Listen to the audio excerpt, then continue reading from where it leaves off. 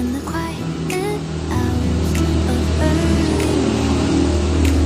ကောင်လေးတွေပါတဲ့လက်စွပ်ပွင့်ပုံချလေးဒီလိုဆိုဆွဲတီးဆိုင်လေးတွေပေါ့နော်အဲ့ဒါလေးလော်လိုက်ရောင်းဖို့ရှိပါတယ်နော်ဒါလေးရတော့ဒေးဗီစင်လေးတွေပေါ့အနာအစားမပါဘူးအနာလုံးဝမပါဘူးအတန်နေပဲတော့အတန်လေးတွေပေါ့ပဲ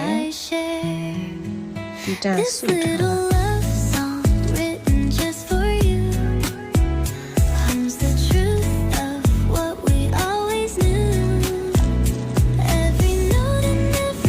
အနေဆိုတကယ်တော့အကုန်လုံး